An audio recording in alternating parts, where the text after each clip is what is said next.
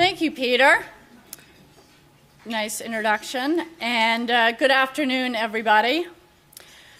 It is my pleasure today to introduce Dan Amos, the Chairman and CEO of Aflac Incorporated, a leading global insurance company that insures more than 50 million people worldwide. Dan is the 8th longest serving CEO of all Fortune 500 CEOs.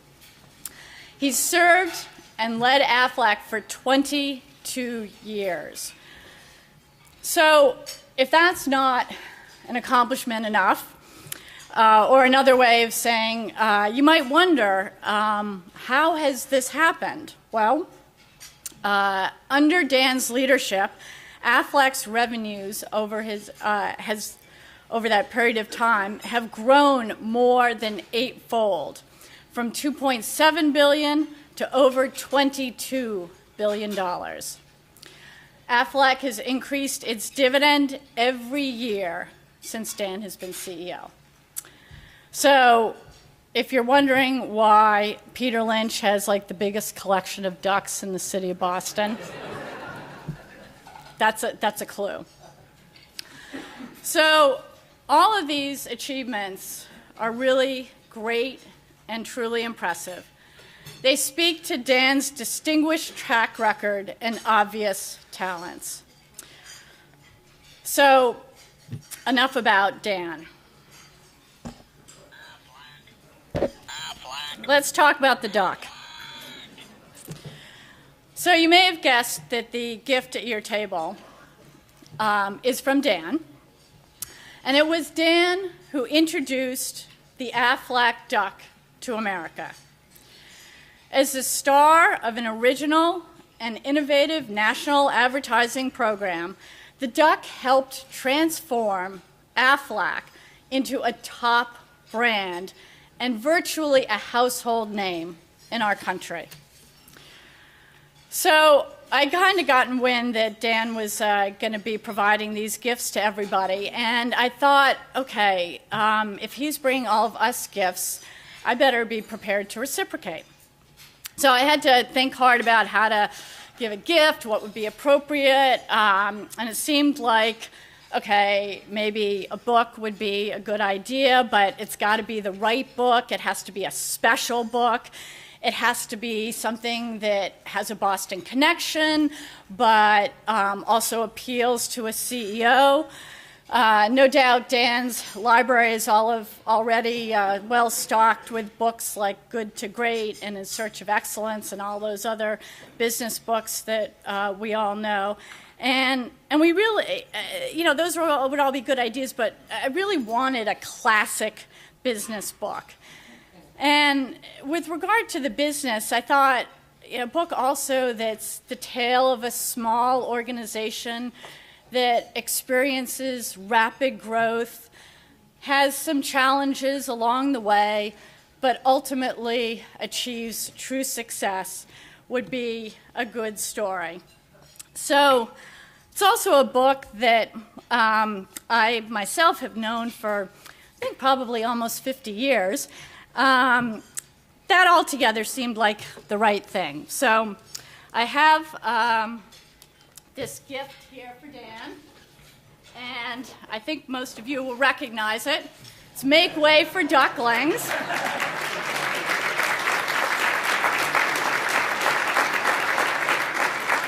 Of course, it comes in a Fidelity shopping bag. So please welcome Dan Amos.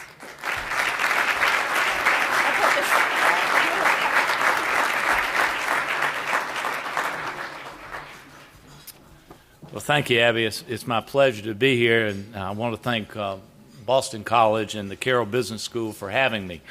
I'm willing to bet that the majority of you had never heard of the name Aflac prior to the Aflac Duck campaign. As Abby said, the only person that I know for sure knew Aflac was Peter Lynch and Fidelity. And at that time, I remember when Peter first got involved over 30 years ago, our market cap was $70 million. And it was Peter who was the first one to really get us started.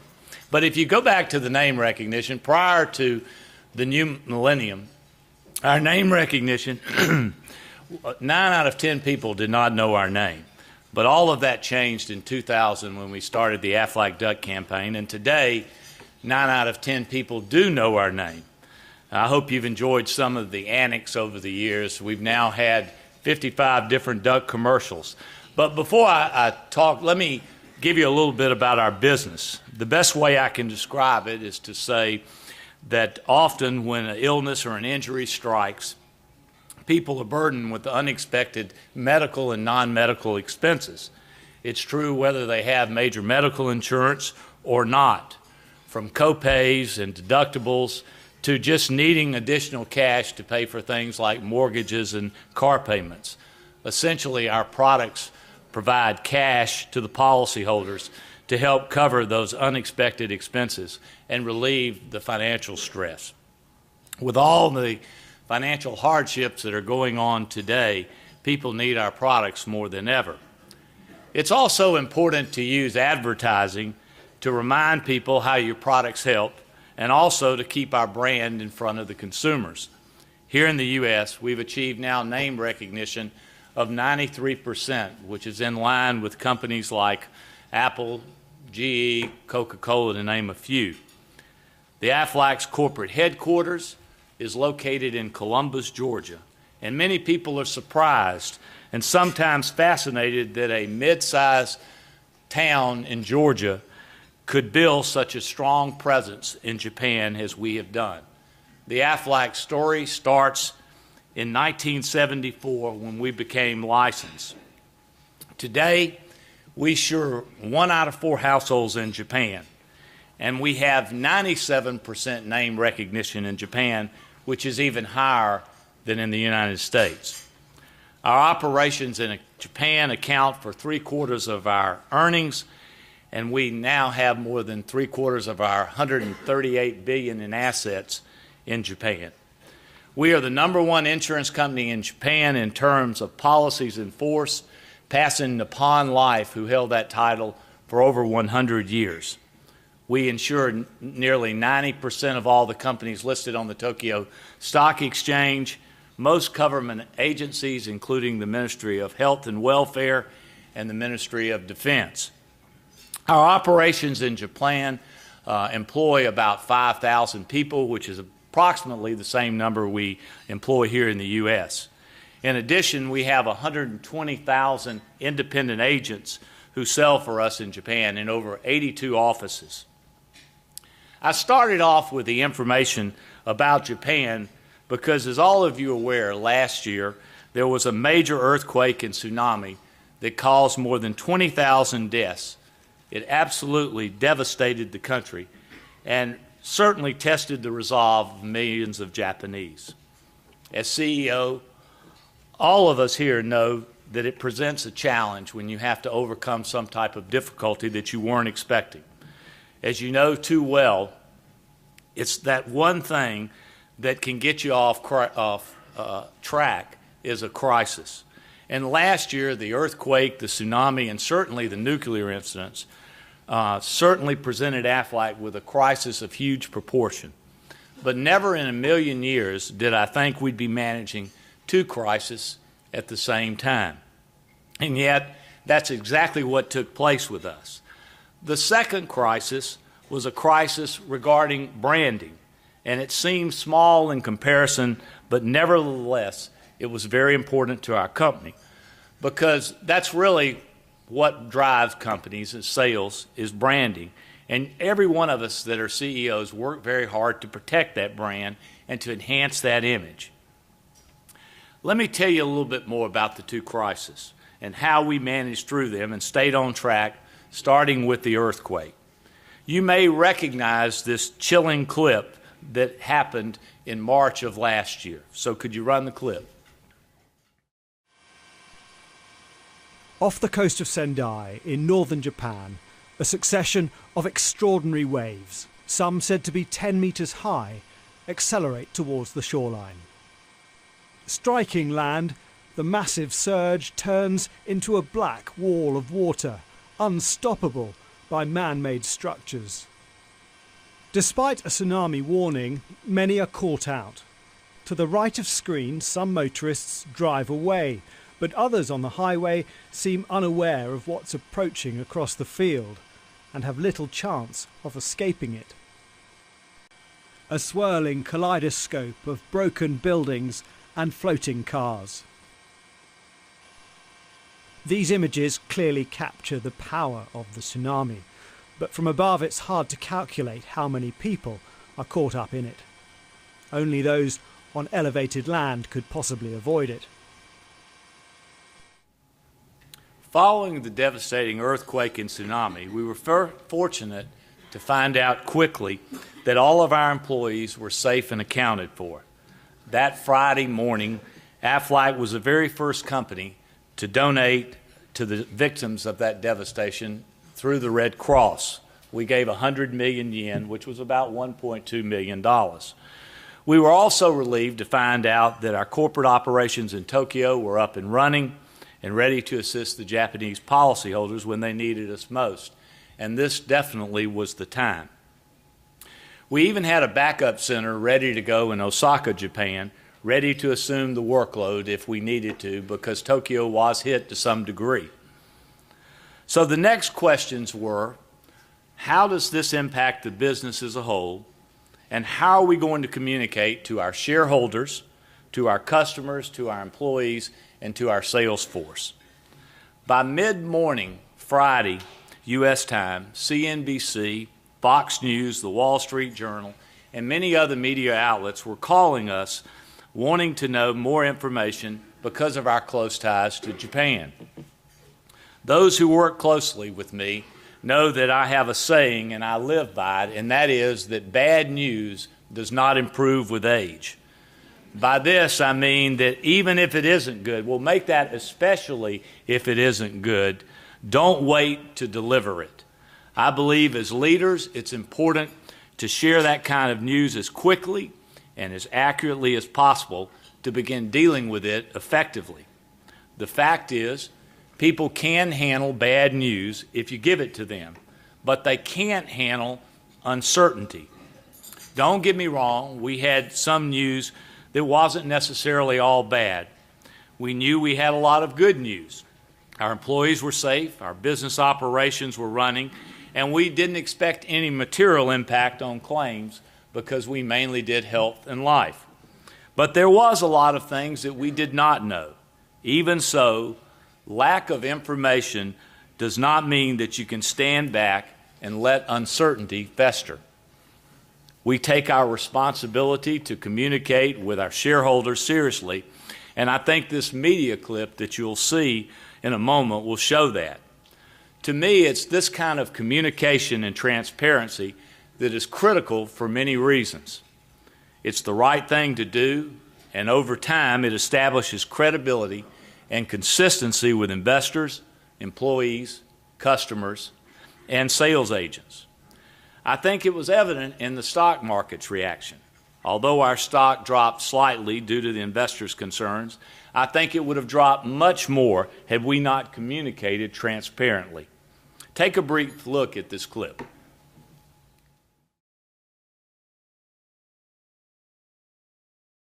Aflac CEO Dan Amos turns in right now by phone. Dan, good to have you back. What's it like there? What have you been hearing there? Well, I've been talking to our people almost hourly, and of course, Tokyo is coming back to normal. When it first hit, basically the airport was shut down, the rails were shut down. They're beginning to come back. Joining us by phone is the CEO of that company, Dan Amos. Welcome to In Business. First off, have you accounted for all of your employees? Yes, we have. I've been in constant contact since almost since the quake hit, and the majority of our employees, about 80%, are in Tokyo.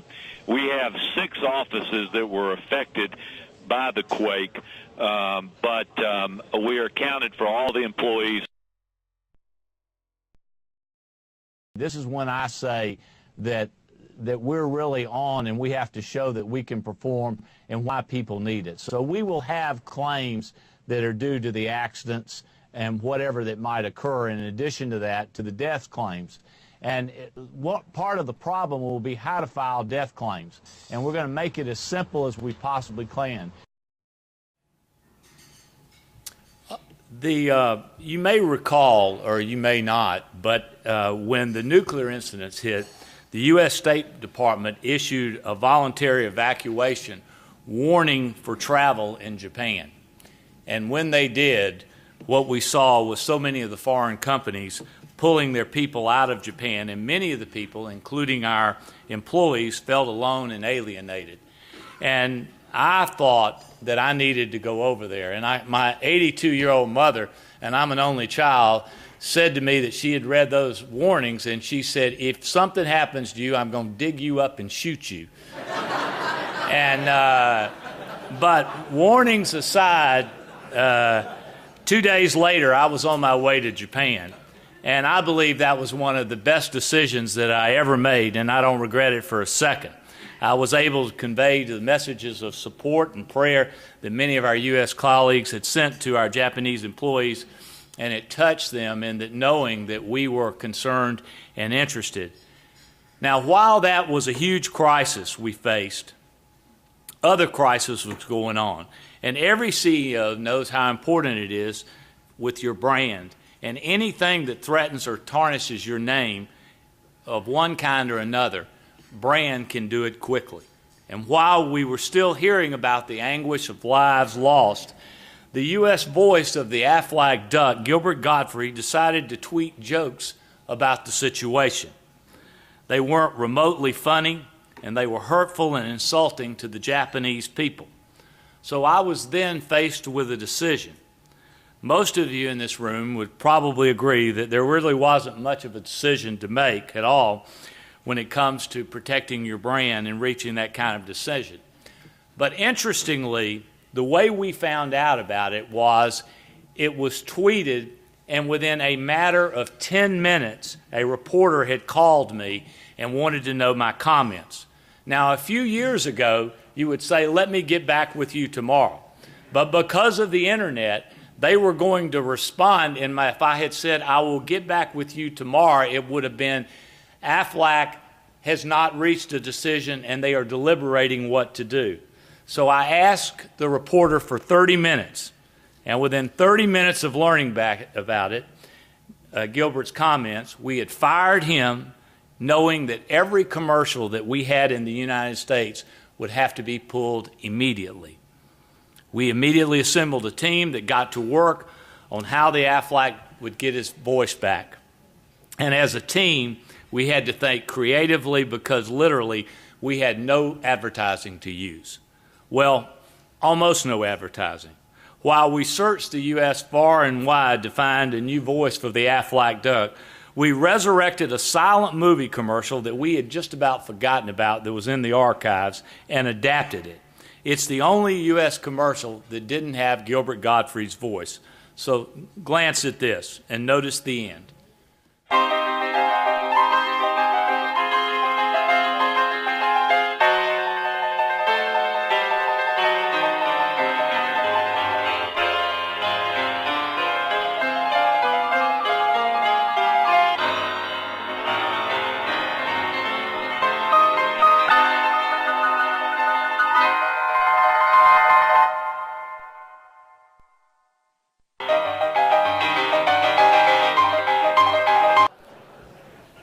In the meantime, while we were seeking a new voice for the Aflac duck in the U.S., a whopping 11,200 people submitted entries and auditions for a chance to be the new voice of the Aflac duck. Rather than telling you about it, let me show you a clip that ran on CBS Evening News. You'll see the CBS Evening News call the Aflac duck America's most famous duck. And America's most famous duck is about to get a new quack. Finally tonight, the job market is starting to pick up again. In fact, one job that's become available involves selling insurance. The main qualification, the ability to sound like a duck. Mark Strassman tells us the line of applicants was long and loud. Think of it as American Idol. I am the next Aflac duck. Meets Planet. I have webbed feet, I walk like a duck, and I had a dream that I was a duck this morning. A national audition to find the voice of Aflac's next spokesduck. The one Americans heard in 10,000 commercials a year. What'd you say? Aflac! The star of the company's $100 million plus advertising budget. Why not? Why not me? Aflac! New Yorker Bradley Ellison has the gravelly voice. Aflac! I think I'm good. I think I'm like one of the final 10. After 11 years, last month the Aflac duck lost the only voice it ever had. Aflac! Shock comedian Gilbert Gottfried. But Gottfried offended Aflac with jokes about Japanese tsunami victims. The insurance giant does 75% of its business in Japan. So CEO Dan Amos fired him. The first thing is panic. You know, a crisis has just occurred. What is going to be our next step here? Well, find a new duck voice. That wasn't funny, dude. Not exactly what Aflac executives learned in business school. More than 11,000 people auditioned online. Hundreds more in person, doing their duck in a variety of moods. Laugh if you want. For Aflac, getting it right is no joke. Aflac! By month's end, the company will pick a new voice. Oh, you want me to say Aflac in Spanish? The job pays low six figures just to quack one word. Well,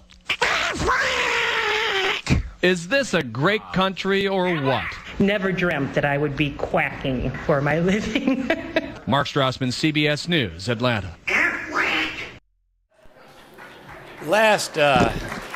Thank you. Last year I received an email from the producer at NBC who coordinated the news for all of the affiliates for more than 20 years about our decision to sever the ties with Gilbert Gottfried and search for the new voice. He said, this is the best example of turning a black eye into a beauty mark that I've ever seen in the PR world, maybe, well, perhaps ever. I wish I could tell you that we were really that smart, but sometimes luck just falls your way, and so we were glad. I think that the events we faced proved to me, though, that when you're decisive, you're transparent, and ultimately you're trying to do the right thing, that it will reflect in your company and in your image. We're certainly happy when the Aflac duck got his voice back. Let me run two commercials that we use in the United States now to show you. The first one is we partnered with the most prestigious award of college football, the Heisman Trophy, and then second, a holiday spot that I think you'll recognize.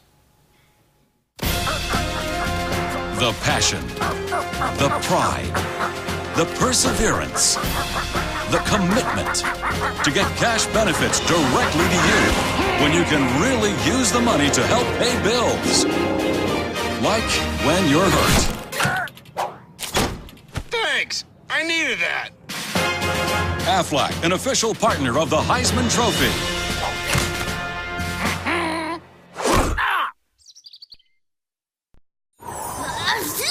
Hope I don't miss work this Christmas. Yeah, how will you pay for things like food, electricity? Dental bills. Gadzooks! You need a backup plan. That's why we have Aflac. So I'll have cash to help pay bills. Right, but what if you're still not better by Christmas? Aflac, we've got you under our wing. Rudolph's better, but now Blitzen's sick. I'm often asked, how did the Aflac duck get 97% name recognition in Japan when it was created in the United States? Clearly, you can't use a one-size-fits-all approach for international advertising. So, ever since 2003, when we first made our debut in Japan with the Aflac duck, we conveyed a quieter Aflac duck whose personality meshed with Japanese culture.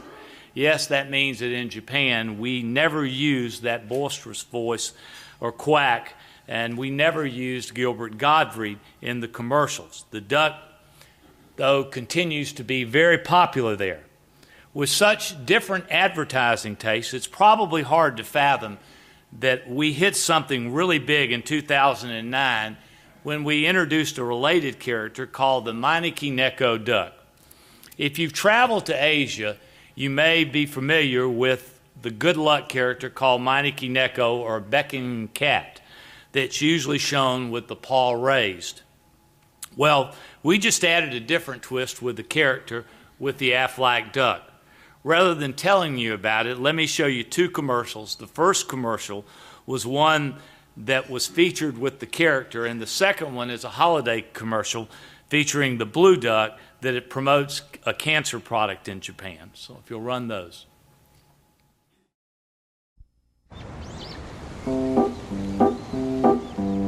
線の手術に安心を招き猫ダーク先進医療も通院も招き猫ダーク猫とアヒルが力を合わせてみんなの幸せを招き猫ダーク上手たくさん安心を招きます医療保険新エバーの誕生です Aflac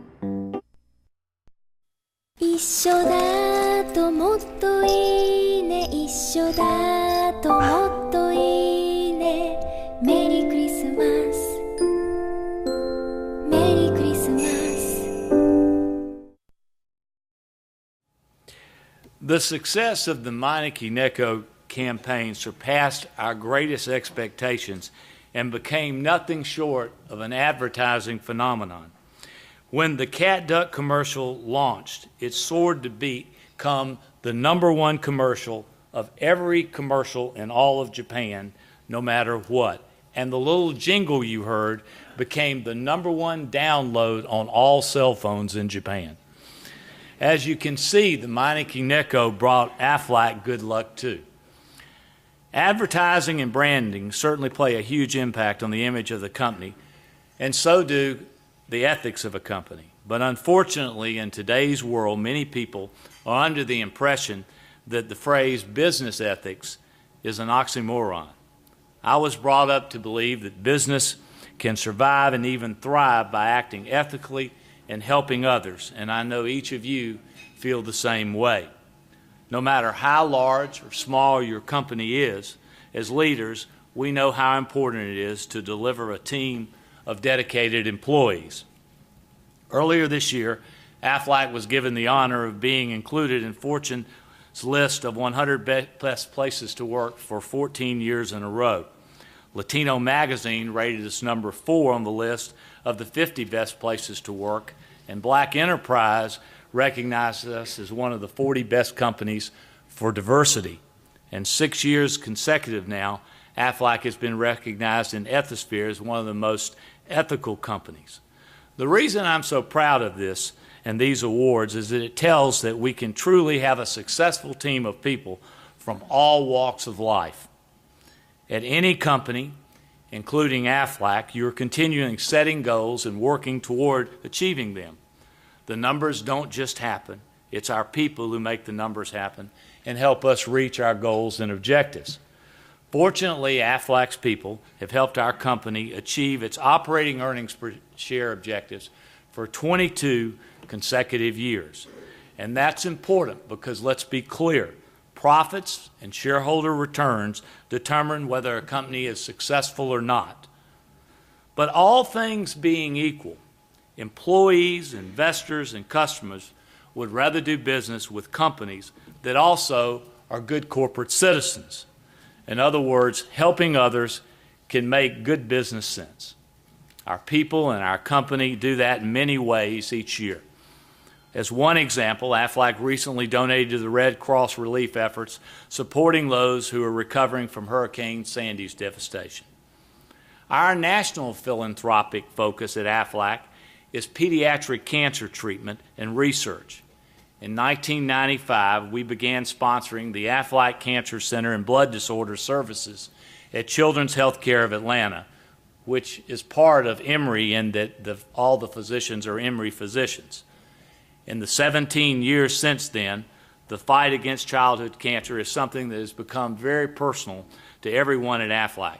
Our employees, our sales force in both the United States and in Japan have embraced the fight against childhood cancer, and I'm proud of them for what they've achieved. Our feathered friend has become the spokesduck for the national philanthropic focus of childhood cancer treatments. If you watched the 86th annual Macy's Day Parade, you probably saw the Aflac duck float going down in New York. If you didn't get a chance, I want to show it to you, so let me show you this little clip. He's the web-footed star of over 50 commercials for Aflac, the largest provider of supplemental insurance in the United States. Their fine feathered sports duck was the youngest icon to earn advertising's highest honor. That's a spot on Madison Avenue's Walk of Fame. Almost ended a career there. And last year, the Aflac duck rode his toboggan for the first time in our famous parade. I'm sure by now, you as she mentioned, you've noticed, Abby noticed the Aflac ducks, the holiday ducks. Since 2002, we have partnered with Macy's to sell these Aflac ducks, with all the proceeds of the sales going to 40 different pediatric cancer hospitals nationwide. The ducks are this year's design, and they're on sale at Macy's for $10. What started out in 1995 as a donation sparked a cause that transformed Aflac's culture. It ultimately created the Aflac Cancer Center at Children's Health Care, which is one of the top pediatric cancer centers in the country. Over the last 17 years, Aflac family has given more than $75 million to the Aflac Cancer Center in blood disorders. But what's most important to me is that over half of that, close to $40 million, it was donated by our all-commissioned sales force as well as our employees. To me, this proves that coming together as part of a common cause can make your company stronger. It also exemplifies the spirit of what makes Aflac special. In the coming weeks and months, or even years ahead, when you turn on the TV and see an Aflac duck commercial, I hope it'll make you laugh, but I hope it'll also convey the message of who we are. So let me end today with a late-night talk host host, Jimmy Fallon's rendition of the casting call of the voice of the Aflac duck, and then I'll take questions. You guys hear about this? Gilbert Gottfried was fired from his job as the voice of the Aflac duck after some insensitive tweets about the crisis in Japan. Yeah, it's not good. Now, Aflac says that they're already auditioning other comedians. Check it out. Aflac! Have you seen this company? It's Aflac! Oh, Aflac, yes, thank you. Yes, even the ducks are like, enough bills. Yes, thank you. Hey, I got the Aflac,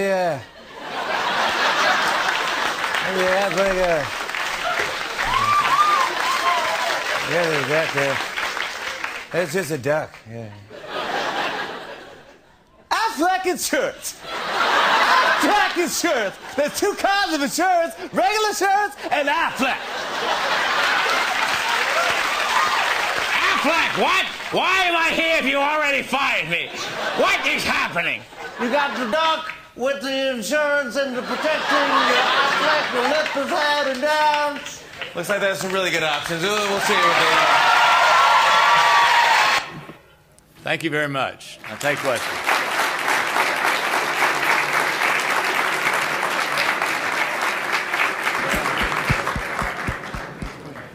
I have two quick questions for you. One is, what did your mother say to you when you returned? And then the second question is, are you planning on growing your business here in Massachusetts? Well, my mother, being an only child, she was just glad I was home, and I was glad I wasn't in trouble. So that worked out well. As far as growing our business here in New England, specifically in Massachusetts, yes. In fact, since the new health care reform went in place here, we have compounded our revenues at 20% per year. So we feel very fortunate, and we continue to grow in the Massachusetts area. Yes? I am on the board of the Red Cross. I want to thank you for all you have done and continue to do for the Red Cross. My question though goes back to your crisis example. In this day and age, most executives know you don't have time to react anymore.